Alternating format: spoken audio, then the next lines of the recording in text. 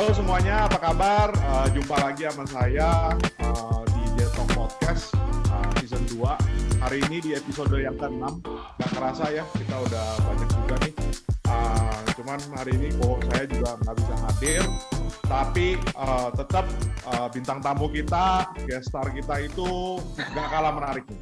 Ya, udah ketawa ya, gak kalah menarik. Jadi kalau buat teman-teman yang berkecimpung di dunia startup, teman-teman yang suka program untuk nonton yang motivasi dan segala macam, mukanya udah familiar banget lah. Jadi tanpa basa-basi langsung gue kenalin aja teman gue yang namanya Andrew Senduk.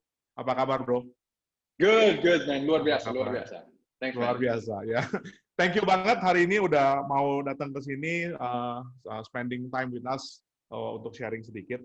Mungkin kita mulai dari ini dulu ya, sebelum kita ngobrol-ngobrol dalam segala macam gitu. Ini by the way lu di rumah ya, bro ya? Di rumah, ya. Kantor di rumah. Very nice home office by the way. I can thank you so much. Thank you so much, bro. Terus ya oke. Jadi mungkin kenalin dikit deh, kira-kira lu punya who actually you are, meskipun orang mungkin tahu terlalu banyak, tapi just share a bit about yourself maybe. Oke, ya boleh. Namanya Andrew Senduk. Kadang-kadang orang bilang Andrew Senduk, tapi that's something different. Aslinya sebenarnya asli dari Belanda sih. Saya lahir di Belanda, tapi orang tua saya dan keluarga saya dari Jakarta. Dan I used to live in Jakarta when I was like a little kid. Tapi most of my life I spent in Belanda. So saya palsu Belanda, tapi saya palsu Indo juga. So it's difficult for me, difficult life, identity crisis. 2013 saya pindah dari Amsterdam ke Jakarta. And I started my career actually in consulting and in banking. Itu waktu di Belanda lah. Itu waktu di Belanda. Dan 2009 di Belanda, I resigned my job as a banker, started my first company in my living room in my small apartment in Belanda, and that's my first venture. Actually, is myguling.com. Myguling.com is a famous story I always share. Karena di Belanda sebenarnya yang bantal guling, no one knows bantal guling. They don't know it. Right? That's why they call it Dutch wife. That's why. Itu kalau buat teman-teman yang nggak tahu bahasa Inggrisnya guling itu Dutch wife. Itu benar-benar istri orang Belanda, makanya itu dari Belanda doang yang ada gitu. That is so true. That's actually the story that I always share. Karena kalau beli bantal guling di Matahari atau di supermarket mungkin 100.000, like 150,000 maybe, right? $10. Yeah. Tapi di Belanda, I sold this guling for like 1 juta, for like $70 US, and I made it into sort of a lifestyle product, like a cool product. So I did a photo shoot with all of my friends, and it's amazing. Yeah. Dan di dalam yang pertama jam, like the first hour after I launched the website, I sold like 600, man. I sold like 600 gulings, and that's the first time where I fell in love with e-commerce. Itu maksudnya lu benar-benar jualan guling doang, bro? Yeah, myguling.com, just one product company. Only guling. Seriously? Dan oh my god, okay. Yeah, tapi it's really like the style is really like the Benetton, United Colors of Benetton. That was kind of the style. So I did a photo shoot with like my bule friends, my black friends, my yellow friends, my purple friends. Okay. So ada konsepnya lah. Concept. But that's where I fell in love with e-commerce, and since 2009 sampai sekarang, I've been involved in building, founding like tech companies, mostly e-commerce related. So 2013, I went to Jakarta, and then I did a small stint with a digital agency. A year later, I started Orami. I co-founded Orami, which is a mom and baby e-commerce company. I think now in Indonesia, one of the leading moms and baby e-commerce companies. And 2017, I left the business. I moved to Bali. And now I do a lot of coaching of tech entrepreneurs, but also non-tech entrepreneurs actually, so CEOs in general. But what they have in common is these CEOs are like high growth CEOs. Mm. So guys that are could be in the seed stage, but they're like going through a high growth as a business. But there's also some clients that do maybe $100 million US a year in sales. So I love speaking, man. I love writing. I love helping people move forward in life and live the life that they're destined to live. Wah, ini keren nih. Dan ini yang sebenarnya kalau kata gue mungkin ini yang membawa ke topik hari ini sebetulnya. Jadi gue punya pertanyaan juga nih dari tadi kan for somebody like you lahir di Belanda, udah set up company yang cukup sukses di hari pertama begitu launching aja lo bisa sampai jual 600 guling. Terus you decided to after 4 years lo stop, go back, bukan go back ya. Bukan sort of go back. Ya, sort of go back, tapi bu, ya, I mean, in a way, lu bener-bener datang ke sini totally dan new, lu, man. Totally new. Ya makanya totally itu new. kan is a new ball game. Lu benar-benar, Sure. I mean you really take that risk. Terus lu build one of the biggest ini ya e-commerce di mom and baby itu ya Orami. Kemudian nanti lu bisa cerita sedikit tuh, because kemarin lu udah pernah cerita sama gue kan sampai di level mana dan you decide like that's it man, I just wanna stop and move on and all that. Boom, tahu-tahu sekarang lu becoming put in a way jadi seseorang yang giving back dan membantu, ya kan, on building that growth mindset for the entrepreneurs, right? And I believe that you yourself pasti punya itu juga. Kalau nggak mungkin kan lu bisa begitu kan. Jadi that is actually our topic today ya, which is basically how crucial it is to have that growth mindset for the entrepreneurs. Benar. Mungkin bisa share sedikit tuh bro tadi tuh. Mungkin kenapa gitu. You know, saat saya bikin perusahaan ini sama my co-founders juga, kita berkembang timnya dari nol sampai let's say 550 orang, right? Almost 600 people in Jakarta. Kita punya tim juga di Bangkok. So there's a lot of people, right? And I think yang salah satu lesson which I really learned is as an entrepreneur, you're in the people business, right? You're in the people business. If your people are not good, if you're not building the right budaya in your company, if you're not building the right leadership in the company, it's very difficult for you to scale the business. Karena kadang-kadang sekarang semua orang, at least I also talk a lot with my clients about scaling the business, taking the business to the next level. Dan kita bisa bicara tentang techniques and strategies and we can talk about funding. Pasti hal-hal ini penting. Betul. Karena kalau kita nggak punya duit to grow, that support the growth. Ya nggak usah ngomong. Itu soalnya hygiene right factor strategies. Lah. Ya itu hygiene factor lah. You know, harus ada. But I think the really key lesson for me is the people. So how can you create the right mindset with your management, with your junior management, with your team? Karena saya percaya juga di dalam perusahaan sebenarnya semua orang harus ada pola pikir juga seperti dia seorang leader. Not waiting for a title that they become manager or whatever. Even with all respect, but even the junior admin role should at least have a certain mindset that is proactive, that is initiating something. You know, I always tell a story that when I first started the business and the first people I hired, ada salah satu orang who came to our company, and before he was working for a big Indonesian company. I won't tell the name, but it was a big Indonesian company. And so he came to my office, and then the first day dia nanya, okay, boss, what do you want me to do, right? What do you want me to do? I have a job desk, but what do you want me to do? So I said, I'm not going to tell you what to do. You tell me what you think is the best for this department that you are supposed to build from zero. Dan sebenarnya seorang ini never did any presentation, never hired people, really came as an executor. And let's be honest. Let's be honest. Dia bingung lah disuruh gitulah. Of course. Tapi karena selama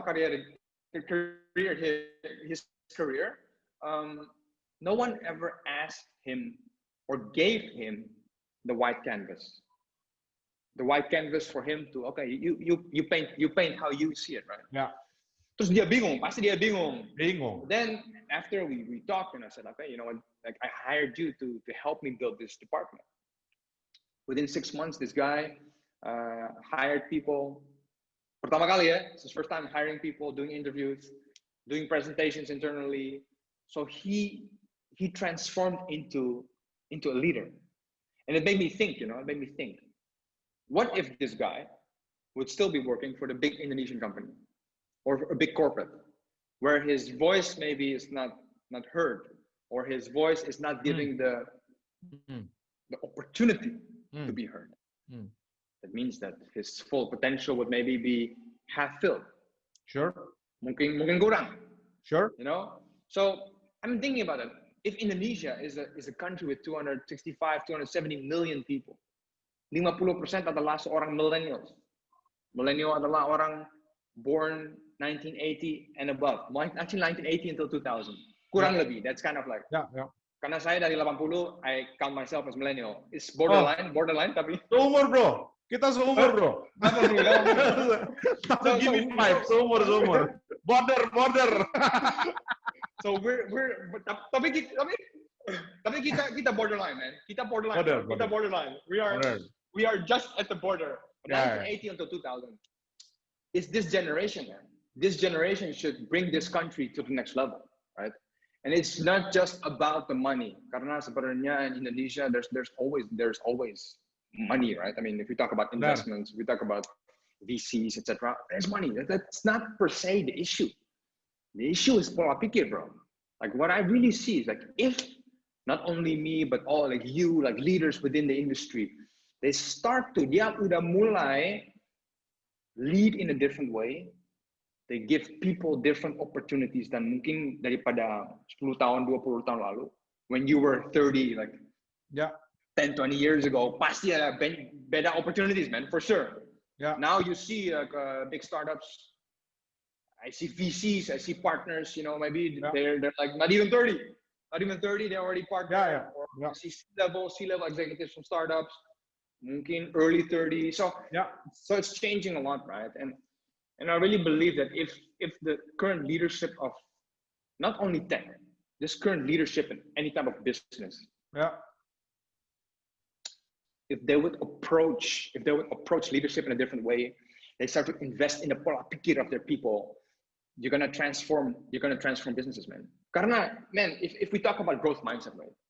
I mean, salah satu hal yang di dalam growth mindset adalah change, right? It's like we need to pivot. We need to move with the flow, right? Move with the ocean. I think Airbnb in that sense is salah satu contoh for me, which is fundamental, like it's like a foundation of what growth mindset is about, right? It's about you build something, market conditions change, and pasti semua orang sekarang market conditions change for everyone. So apalagi kayak sekarang. Ini change very drastically, right? Nggak ada yang bisa kepikiran kayak begini. Drastic. So I think everyone is confronted juga with change, right? Karena if you look at growth mindset, fixed mindset, pasti yang growth mindset suka change. At least the growth mindset person would embrace change. Mungkin nggak suka banget, but at least they embrace it. And it's like, what can we do about it? Yang fixed mindset itu tetap seperti yang pola pikir lebih ke terbatas, right? Like it's really fixed. It's like this is what I can do. These are my gifts and talents. This is the market circumstance I like. Kalau berubah, I don't feel comfortable. So I think this market condition adalah a unique opportunity juga for entrepreneurs to really step out, to really start to think out of the box.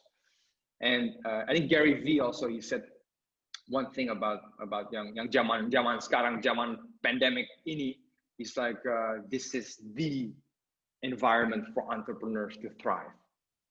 Dan kalau saya bilang entrepreneur, for me, entrepreneur is a leader, right? An entrepreneur is a leader, is someone who sees a problem and wants to create a solution. I mean, at the basic level, that's for me, leadership is about that. Because even for you as a leader, you don't want people that say, Pak, this is the problem. No, you want people to say, hey, Pak, this is the problem, and this is I think the best solution for the problem. Karena 1, 2, 3. Yeah. And I think, but this is deep, man. Like I see this, I see it. I've seen it in my own company. I've seen it in other companies. You know, it's just like a budaya that we need to kind of like transform. Kita harus transform the way of thinking. And once we do that, saya percaya that you know the economy of Indonesia is gonna explode. It's gonna be a top 5 economy in the world, right? So yeah, pola pikir is for me. I believe the fundamental ingredient, you know, the fundamental ingredient for transformational change. And like I said, if we talk about scaling business or growing businesses from 1 million to 100 million, from 100 million to 500 million, it's always going to be about people. And if we talk about people, what is it about people? Giving them the knowledge and the understanding on this pola pikir. What is it? Like, what type of superpower is it? Then how can they use it to leverage their gifts and talents and really drive their career and drive the business to the next level. So yeah, that's why I'm a big believer of this mindset thing. And yeah, I think there's a lot of opportunity, room for improvement in Indonesia. I think globally, but for sure Indonesia. So gini, mungkin gue coba ini ya. Itu menarik banget sih. I think what you explained about orang itu harus dikasih satu kesempatan untuk bisa dia prove to the maximum potentials, full potentials. Sesuatu yang nggak pernah dia coba, dia harus bisa coba dan segala macam ya. Including kayak tadi ya, nggak pernah interview orang, dia interview, nggak pernah rekrut, sampai akhirnya dia grow gitu. Tapi I see there has always been beberapa hal yang menjadi barrier. Ya. Jadi mungkin pertama barrier dari diri sendiri dulu. Kalau gue bilang itu yang pertama.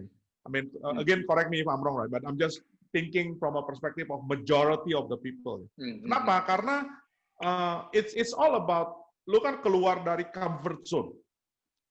You need to get out from there. Pada saat lu keluar dari comfort zone itu pasti akan ada 101 reason, or I would say excuses. Do not go. Don't go. Pasti. Kenapa? Oh, lu mau gini, yakin lo bisa. Lu ntar begini lo, nanti lu gagal gimana? Istri lu nggak bisa makan lo. Lu yakin? Lu mau jual rumah itu cicilan gini, bla bla bla bla bla bla bla bla bla. Itu satu. Itu udah pasti. Ya. Yang kedua, statistically pada saat orang mau melakukan satu ambil resiko, terutama kalau dia mau venture into entrepreneur. I think out of the 100 business that is being set up, 95% itu fail in the first 3 years. Right? I mean that's a real statistic ya. Pasti. Jadi probably only left 5% that really strive out of 5 years, and out of that 5% yang benar-benar mungkin sampai booming begitu mungkin 0.sekian something persen aja. For sure. Ya kan? So that's another thing yang benar-benar kan is a high risk high gain kind of game untuk orang yang masuk. Nah itu challenge yang dari sisi personal ya kalau menurut gue yang paling besar ya. Again I'm just trying to represent the voice of the crowd. Right? Nah yang kedua, gue ngelihat lagi kalau tadi kan lu ceritakan, for example you as an admin person ya, terus lu bilang kan, oh you need to have that mindset of leader and all that. I fully agree. Unfortunately balik lagi ya, there are 2 issues di sana atau challenges. Satu, orangnya bakal mikir gini kan, lah ngapain sih gue cuma digaji 5 juta sebulan, leader apa sih, sama juga gue kerja capek juga cuma dapat 5 juta, mau ngapain? Itu satu. Balik keinginan, jadi tadi ya, yang satu kan untuk ngambil resikonya takut, yang ini kayak ngapain gitu kan, gue juga cuma dibayar UMR apa gitu kan. Satu. Yang kedua, the organization itself belum tentu berani untuk mengambil resiko.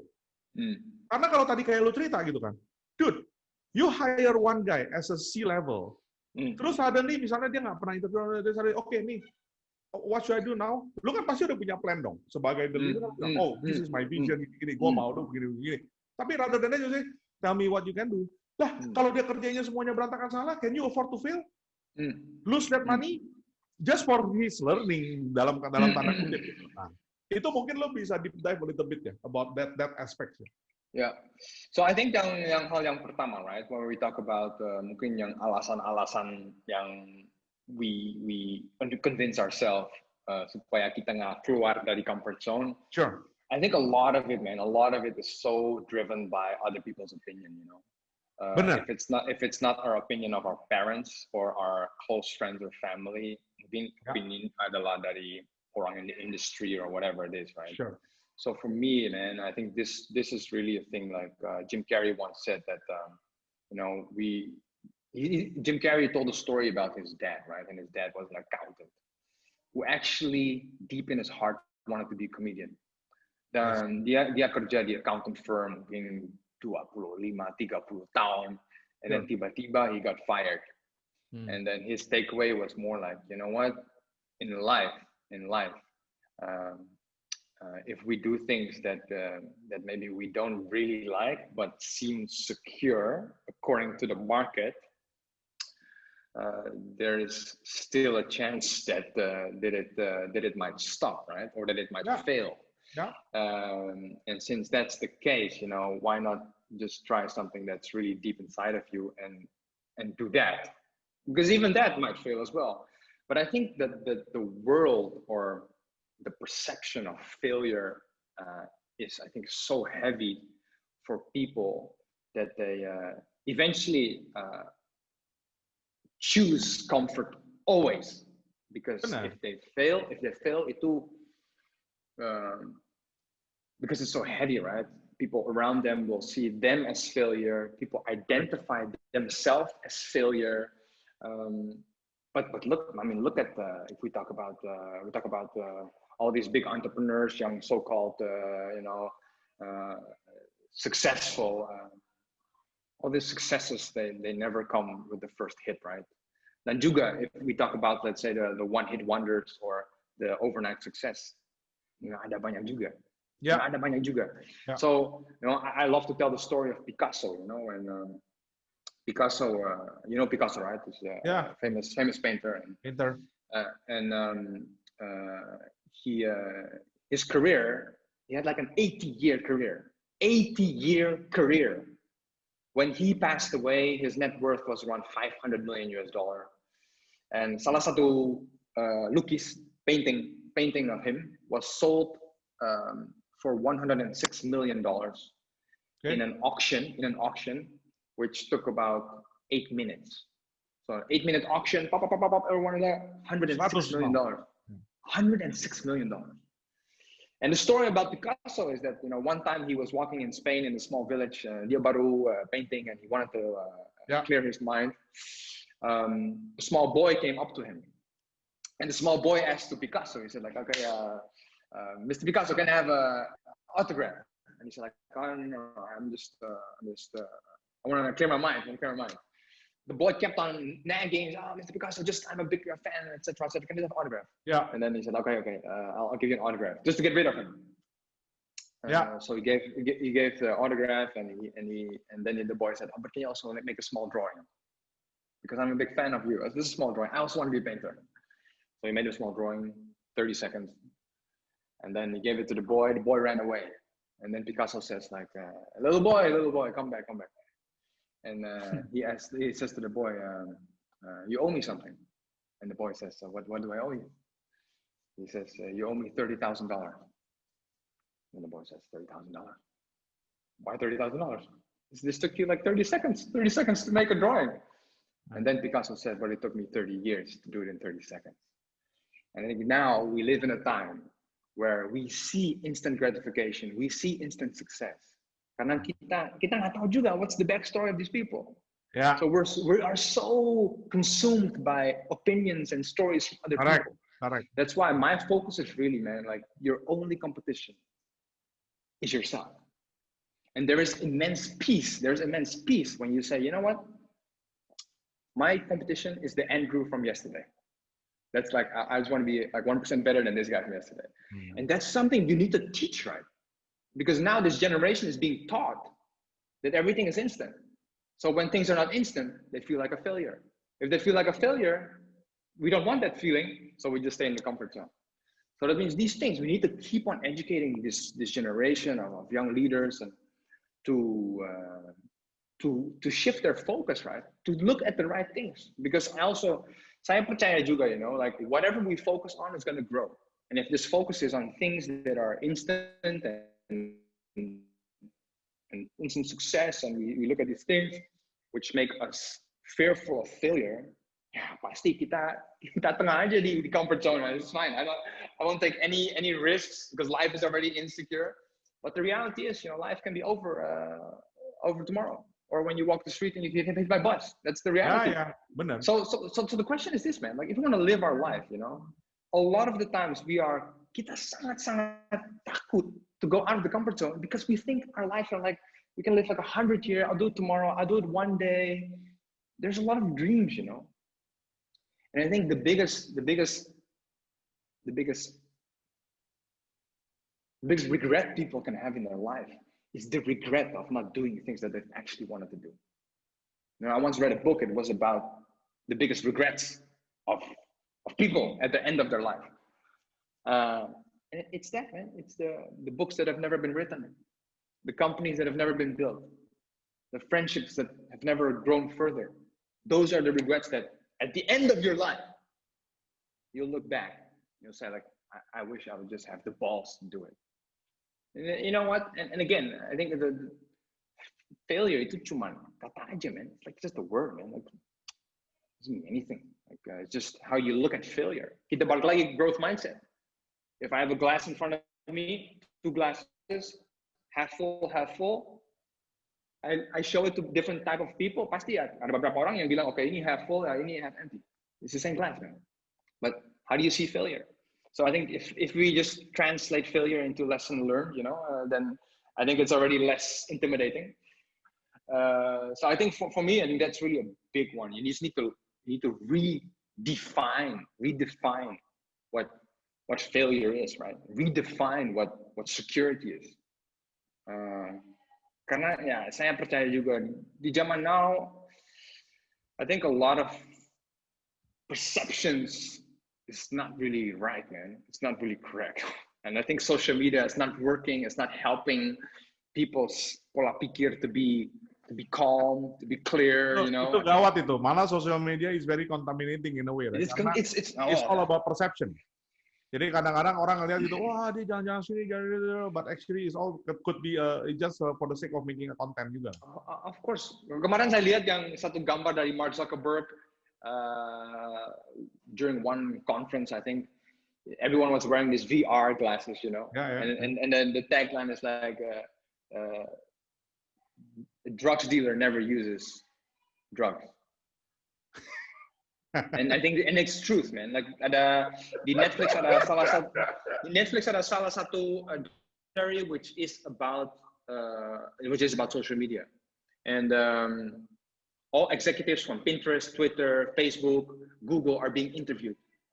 All of them say like, okay, in our house, our kids cannot play with any screens. Why is that, right? Why is that? Everyone is fighting for attention. And the only reason they want the attention is they want to sell the dollar, right? For that view. Correct. And if you look at it, man, like we do e-commerce, you do ads, you do whatever business you're in. At the end of the day, that's the business, right? Yeah. So we need to have a step back, right? Have a step back, look at what's going on in the world, and we need to look at what is it really that we want to do with our life. And then to hal kedua, right? When you talk about, let's say, the junior levels. Yeah. I think for pasti, right? If you talk about, okay, let's say new C-level comes in and he knows nothing or whatever, pasti that is maybe a bit difficult, right? I mean, we talk about budgets. Can you pay for that learning on the job? Pasti itu nggak bisa juga. But I think in general, the main point adalah kita harus buatin budaya di dalam perusahaan, and the budaya should be that everyone has a voice that matters. That matters. Yeah. So, I mean, if we look at the Maslow hierarchy, right? Hierarchy of needs of Maslow, right? We have food, we have a roof over our head, right? We have those things. But the most important things is people need to be heard, right? Need to be appreciated, and they need to feel safe. An environment where they're heard, they're appreciated, and they're safe. And then, of course, comes the top of the hierarchy is self-actualization. Self-satisfaction, Okay, yeah. So yeah, that's maybe a bit the next level. Ya. Yang model bisa pergi jadi ke gunung bertapa punya lah itulah. Yang udah peduli sama whatever, then suddenly I just wanna actualize myself, right? Exactly. And do like some yoga for like 3 months in Bhutan or something, right? Exactly. Yeah. By the way, I think I think Google, I think a lot of tech companies are actually doing those type of. Oh iya, right? mulai banyak. Banyak. But let's say those three only. So environment where the voice is heard, environment where their voice is appreciated, an environment where they feel safe and secure. I think when you already build a culture where, you know, your voice, even though mungkin baru masuk perusahaan ini, you're junior, mungkin fresh grad dari uni, but your voice is heard. And what you propose, what you initiate is being acted upon. I think when those things happen, right? Ada salah satu admin girl who was in our company, and I already saw, like, in the beginning, she gives initiatives, not afraid to give ideas, you know. And now I see that she's stepping up, you know, in the career, which I think is amazing. And I think for leaders in general, the most satisfying thing is kalau ada karyawan mungkin yang mulai, you see the potential, tapi potential belum keluar. Unpolished diamonds. Yeah. Then within the company, suddenly they start to flourish, right? Mulai shining lah ya, mulai bisa kelihatan ininya lah, the shine. That is the most satisfying things, I think, with people. And then kita balik lagi, it's at the end of the day, it's really about people, right? And how we can nourish it, right? Give them the right glasses to look through and interpret experiences, you know, and yeah, which is not easy, right? Which is not easy, but requires, I think, repetition every day. And once you see that, apart from the strategies, apart from the tactics, once you can see this, kita balik. Would you hire? You know, you hire for attitude or you're hired for experience, right? I think that's a very good question. And I've hired both, like, you know, certain people in attitude, certain people in experience. But to be honest, for me, experience is great. It's great, right? But attitude, I think with the right attitude, yeah, you can learn anything, right? So for me, attitude is how you see things, your mind, how you look at challenges, eventually wins for me. I don't know. What do you think about it? Experience versus. Sama sih. I think at the end of the day kan itu ada the saying that whether you wanna work with the person yang bisa diajak kerja bareng, mediocre, tapi bisa diajak kerja bareng, tapi dia bisa belajar cepat juga. Versus if you are working with a smart asshole lah, basically. Pardon my language. Jadi kadang-kadang dia pintar, tapi kalau nggak bisa diajak kerja bareng, ya 1 + 1 malah jadi 1,5 kan. Instead of 1 + 1 jadi 3 gitu kan. Yeah. So it's very hard for you to build that synergy lah, basically lah. Itu I kind of agree with you juga sih in that aspect ya. Tapi ini menarik banget sih. Jadi ini kan balik ya. Tadi kalau kita kan cerita ya, satu dari sisi company juga kan gue bilang kan, nggak semua company mau memberikan opportunity itu. Nah, jadi artinya kan kembali tuh ke basic yang tadi kita bilang bahwa if let's say the company does not willing to invest on you and willing to give you that opportunity, then he himself has to have that keberanian ya untuk bisa loncat dan take that risk gitu ya.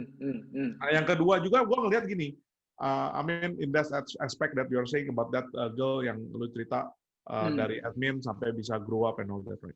I think the culture in Indonesia specifically ya, karena kita itu Asian culture, terus very patrialistic, ya, very male dominated ya. Jadi gue di sini bukan bermaksud untuk sedikit lebih ke gender atau sara ya. I'm not trying to do that. So please, anyone who listen to this, I'm not going that direction. Tapi what I'm trying to say is that that's the reality of life. Yep. That's the reality of life di Indonesia. Jadi apapun itu masih orang banyak yang lihat, oh kalau cewek gini, lu kok gini gitu, atau a lot of all that misalnya meeting ya, even like meeting, like begitu ada yang junior level, ada yang senior level. Biasanya yang junior level pasti diem, dia cuma nyatet. Meskipun dia ada sesuatu yang dia nggak suka atau menurut dia itu salah, dia nggak akan ngomong di situ. Dia akan ngomong nanti kalau udah keluar, dia baru colek bosnya. bos tadi gini, kayaknya itu nggak benar. Dia nggak bakalan speak up. He will not go against his boss or putting in something gitu upfront langsung gitu. Kecuali mungkin orang itu memang sudah trained to be like what you're saying ya. Atau misalnya dia educated overseas yang memang sangat open with all debate. Tapi in reality itu rata-rata begitu, bro. Ya, agree. Bahkan kalau gua bilang bukan di Indonesia ya, bahkan kalau kayak di negara-negara kayak like Japanese or even Korean, itu bangkunya bos saja udah disediain kan. Dia harus yang duduk menghadap pintu, duduknya harus di tengah-tengah. Orang kiri kanannya siapa? No, seriously, right? That's the reality. Right? Itu aja udah disetel gitu. Jadi lo kalau yang junior, ya basically shut the fuck up lah. Just sit down there and be quiet and do your job gitu basically. Nah ini susah nih bro. Ini gimana ya untuk bisa ngebangun mindset yang tadi lu cerita itu gitu. Well, I think that's totally true, right? Pasti ada hal-hal yang di dalam budayanya it's a bit limited. Dan di Indonesia udah kayak begitu kan sekarang kan. Lu dari kecil aja juga, come on. Lu dulu sekarang gini, anak kuliah di Indonesia, gua nggak tahu, lu kuliah di mana bro? Lu kuliah di luar apa di sini? Di Belanda. Di Belanda. Lu kalau anak kuliah di sini, lu kelar lecture nih, gurunya nanya dosennya, any questions? Gak bakal ada yang nanya bro. Tapi begitu bilang, oke, let's finish, everybody go in front, nanya satu-satu. Gue kuliah di Singapura, same thing, sama. Any questions? Nggak ada. Oke, let's end the class. Langsung semua maju rebutan. Prof, ini gimana ini? It's like that is already been trained. Orang tuh memang nggak mau speak up, nggak mau nanya, nggak mau ini, nggak mau keluar dari comfort zone, dia malu, takut salah, diketawain orang, pertanyaan bodoh dan lain-lain gitu. Yeah, true. No, I think it's deep, man. I think it's deep in culture dan pasti ini nggak bisa berubah juga di dalam 1 year or it's gonna take years, right? But I also believe that let's say as a CEO of the company, pasti tanggung jawab budayanya di dalam perusahaan is with you, right? I mean, you lay the foundation for culture, right? Then what happens then if we say that, okay, you know what? Kalau kita lihat ke this type of initiative, right? Initiative taking. Whatever type of levels, junior level, senior level, initiative taking. That's being rewarded or that is expected from people to take initiative. Karena pasti, if we say, you shut up, you just do your job. But what if part of the job is actually that it is expected from you to not just mention the problem, but to also give the solution and the reason why the solution is good. What if that is part of the job scope? What if that's part of the expectation of the leadership? What if that's part of the budaya? What if it's part of how everyone in the organization behave? Saya percaya the power of the inner circle, right? Inner circle adalah sesuatu luar biasa karena human beings are social beings. Monkey see, monkey do. And monkey see, monkey do will go through every type of budaya there is. Monkey see, monkey do. Correct. And I believe it's the same for culture, corporate culture, startup culture, whatever type of culture you're building. Even there will be monkey see, monkey do. So that means I think when you talk about especially the budaya of Indonesia, is very much okay. My scope is this. I just focus on my scope, my job scope. Itu benar banget tuh bro. Jadi gue udah begini udah selesai udah tanggung jawab gue di sini doang. That's it. Anything ini dia bakal bilang, beyond my pay grade. Yeah, exactly. Yeah. So I think these things we need to be open about these things. We have to discussions about those things because if everyone is just on their island and just making sure that their island is doing well, the rest of the islands, I don't really care. It's not my problem, not my pay grade, not my job scope. Yeah. Then what type of business are we building, right? What type of business are we building? Like if we talk about scaling, we talk about really going to the next level. Like for sure, the mindset cannot be like, okay, this is my part, this is your part, this is your part. Whatever happens there, I don't really care as long as I'm doing my job. I think pasti ada there is a gray line. Pasti karena orang dari marketing dia nggak bisa involve dengan finance juga, right? So there's of course there's a gray line. But at the end of the day, if finance kacau, believe me, marketing will be kacau juga. If marketing is kacau, believe me, finance will be kacau juga. So at the end of the day, this is satu kapal. It's like we're in one boat, right? And everyone just needs to row the best that they can, so we can move forward. So I think to come back to the second point, like these junior levels, mungkin dia bilang, oh, above my pay grade, not in my job scope, whatever it is. Then seharusnya, I think for the leadership in the company, we need to quantify, we need to make very clear, this is the way we want you to behave. This is like, yes, this is your job scope, but we want you to behave more than that. And then it needs to be rewarded. Pasti. People will only do things that they were rewarded for. That's how people work. Normal lah ya. It's the carrot and stick concept lah. Yes. Either you give them carrot or you put them with the stick lah ya. That's it, man. So then we need to, like leadership needs to play kind of with that to see like, okay, how can we reward this?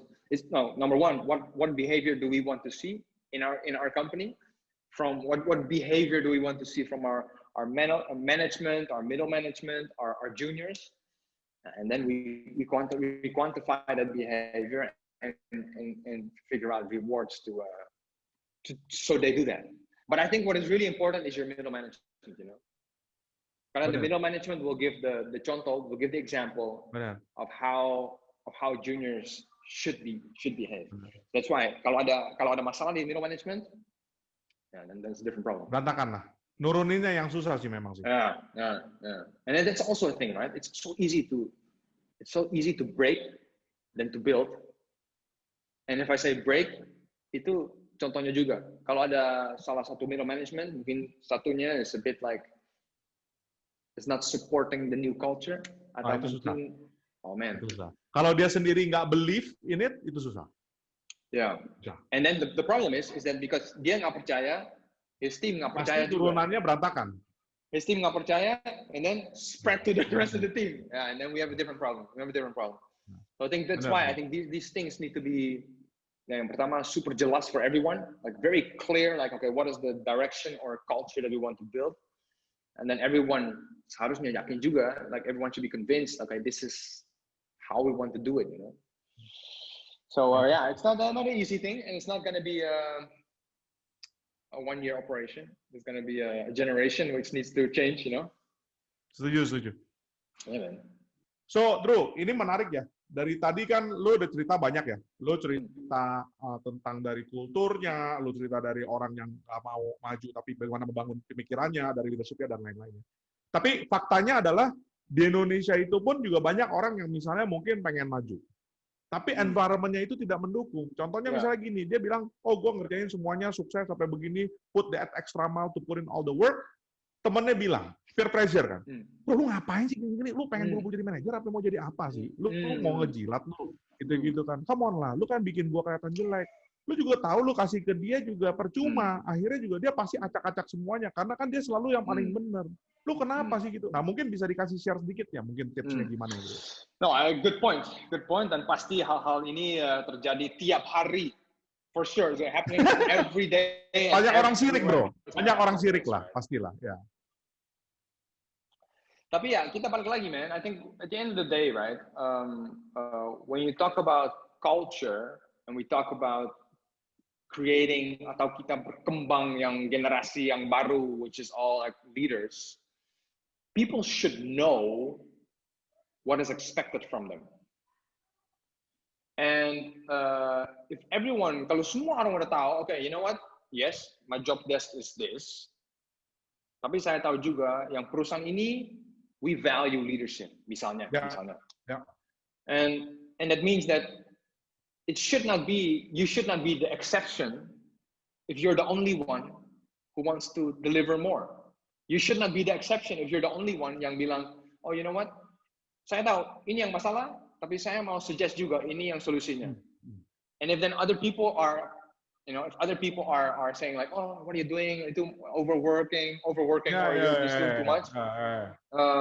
Then there's a kind of like a culture Pressure. Mau pressure satu, tapi juga nggak fit juga kan, karena sebenarnya maybe it's not, mungkin nggak jelas juga buat semua karyawan, like this is what we're building. Dan salah satu hal yang kita mau berkembang adalah a budaya where people suggest solutions, everyone. So I think that is part of change, right? Part of change adalah kind of like tension. And I think it's good, man. I think we should not be afraid of confrontation. Saya selalu bilang, karena saya tahu juga di dalam budaya Jawa, pasti orang Jawa, di dalam budaya Jawa, nggak suka confrontation-nya. Sungkan. We try to avoid. Right? Sungkan lah, pokoknya lah. Nggak enak lah. Nggak enak. But I always say, like, a confrontation is nothing more and nothing less than a conversation. So we need to make the context of any type of conversation supaya rasanya tidak seperti ini, tapi seperti ini aja. Like we just try to exchange ideas, kan? Yeah. And I think karena one of my clients juga had this same type of culture challenge, at least a confrontation, right? Because I see it a lot, man. A lot of the Indonesian companies, dia nggak suka confrontation. Even on a different level, from C level to lower level, it's just confronting is difficult, right? But I think we need to change it in a sense. I mean, to having the conversation, because if kalau kita nggak bisa confront, it's very difficult for us to change. This is the reality. So even with my kids, I need to confront my kids if there's something. And I do that in a conversational way, supaya saya nggak ngomelin dia terus, but we have a conversation supaya dia ngerti. And at the end of the day, everything we do, kita seharusnya bikin konteks dulu. Kalau konteks sudah ada, kita kasih konten. Sure. Because without the one, it's difficult to give the other. And I think that's with this type of thing. I mean, any type of change process pasti ada orang yang mau, orang nggak mau juga. Tapi kalau dari perusahaan, dari leadership udah bilang juga, okay, hal-hal ini adalah super penting for our company, then it's a matter of time before everyone in the organization will say like, hey, boss, you know what? I see this problem. I think this solution is good. So yeah, it's not overnight. Even that, it's not overnight. Pasti itu butuh waktu juga. Jadi intinya jangan takut confront. I mean, it will change one day because it's towards the good one lah ya. Yes, man, for sure. Very good. So mungkin ini kita udah hampir di penghujung inilah ya waktunya ya. Mungkin buat teman-teman pendengar kita, penonton setia kita ya, mungkin Andrew bisa share sedikit merangkum lah ya, maybe a few sentences untuk merangkum. Dan juga bisa share juga kalau yang pengen tahu lebih detail atau pengen belajar, pengen dapetin informasi lebih baik, itu mungkin gimana caranya sama Andrew, mungkin bisa share. Oke, mungkin saya close aja sama satu contoh. Sure. As a contoh that I believe that everyone is like a pencil, right? A pencil. Yang pertama, we need to be sharpened sometimes. Yeah. And sharpened bisa itu pengalaman, experience yang bagus, experience tidak bagus juga. But we need to be sharpened, That's number one. And don't be afraid to be sharpened because it's part of the process. And number two is your life, your gifts and your talents will leave a mark. It will leave a mark somewhere. And you have full control to decide what is the mark that you're going to leave. The mark you leave in your business, the mark you leave in your life. Yeah. Like, what are you doing with your gifts and talents? Pasti ada banyak orang yang mungkin dia dengar sekarang, actually I'm super creative, tapi saya nggak berani. Yeah. Because of whatever. Yeah. There's gifts and talents in you with a reason for you to leave a mark. Sure.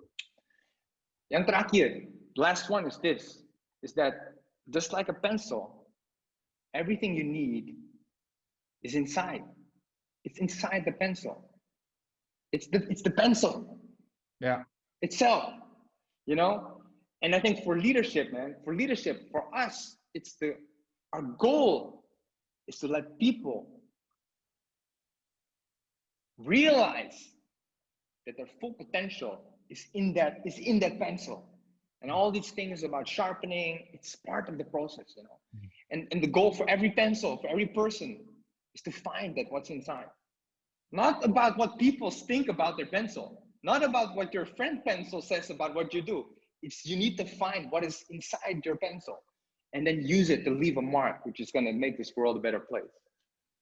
So those are my three final lessons, man, like to wrap it up.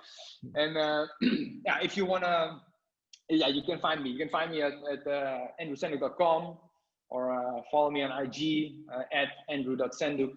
And leave me a message. Kalau yang mau belajar atau apa, mungkin bisa share sedikit for those aspiring CEOs or the current CEO, startup growth CEO and all that. Mungkin you bisa share sedikit, bro, before we close. Yeah. So I coach CEOs, I coach entrepreneurs, founders, and leaders.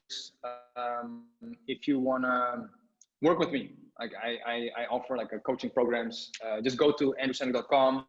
You'll find ways to either contact me or see what type of programs I offer.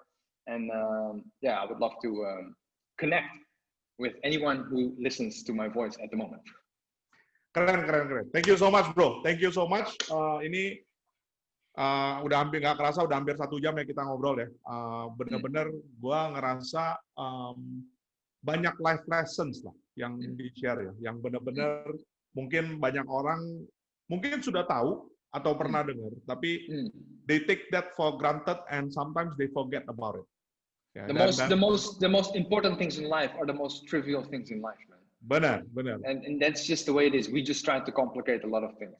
Benar. And then to your point on that, we just like to complicate a lot of things. I mean, it's amazing on how you can summarize our discussions in pencil.